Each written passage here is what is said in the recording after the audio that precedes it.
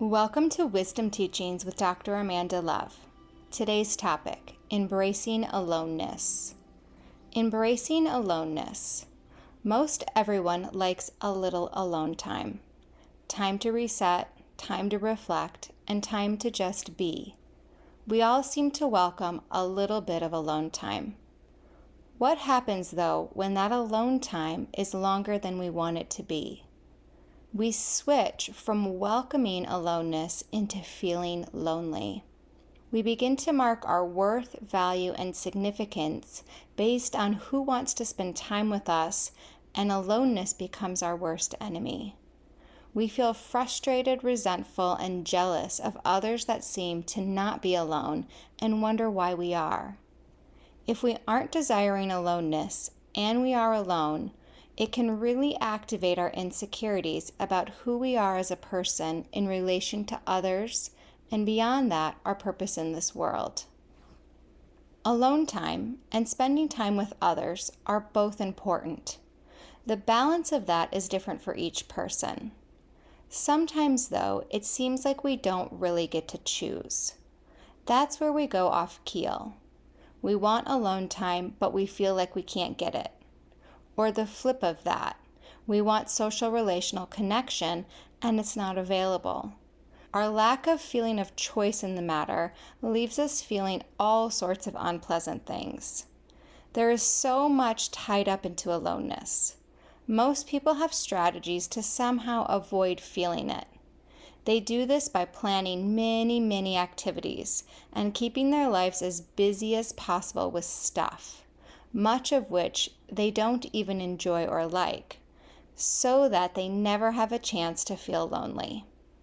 Other people have strategies that keep other people at bay, which can be beneficial when we do indeed want alone time.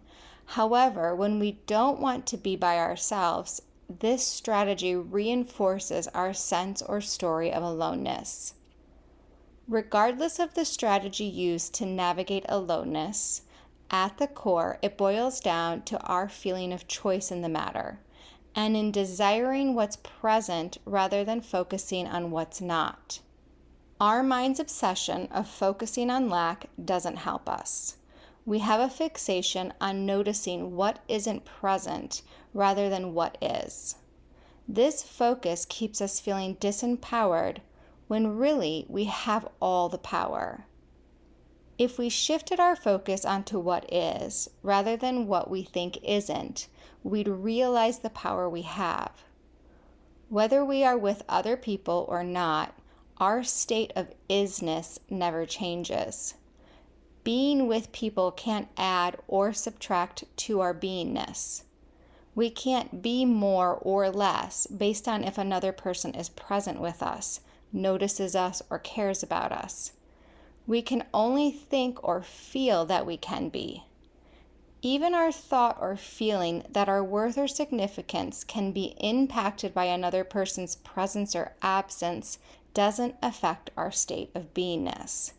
We still are the same being regardless of how or what we think of ourselves or how others think or view us. Nothing can affect our being, and therefore nothing can affect our worth, value, or significance, including another person's presence or absence. Are there even other people? It seems very convincing that there are other people. After all, you see, feel, and think inside of your body, and then it seems like other people are doing that inside of their bodies. But what exactly are other people, and at what level of consciousness does the consciousness of other people and that of yours merge into one? Maybe that sounds a little sci-fi for you, or perhaps a little too woo. Yet I believe that is where we are headed. Isn't that what all of this oneness stuff alludes to? How can there be many if there's just one? Is many the illusion, or is one the illusion? All good questions for your contemplations. What I can tell you from my direct experience is that as I become less different, distinct, or distinguished in my sense of self, the more telepathic I've become, meaning the less separate my thoughts are from others' thoughts. The more I make what seems to be other the same as me, the more interconnected, or dare I even say, one we become. We move and act in response to the same stimulus, that stimulus being love. Essentially, what this means is that the more we move into love and include everything in and as love, less distinctions exist. The more you realize that you couldn't be alone, even if you tried, because everything that exists in and as one. One may seem lonely because, after all, it's just one, yet it's one that includes all. That may all be a bit too non-dual for you and perhaps a bit conceptual, so I will bring it back to the relational level. Coming into alignment with life, or said another way, choosing what is, shifts you from feeling powerless into feeling powerful. When we feel powerful and decide to choose aloneness when it presents itself inside of our experience, rather than wanting it to be different, we embrace aloneness. It ends the stories we have about aloneness and transforms the experience that we have of it. The charge we had about being alone dissolves.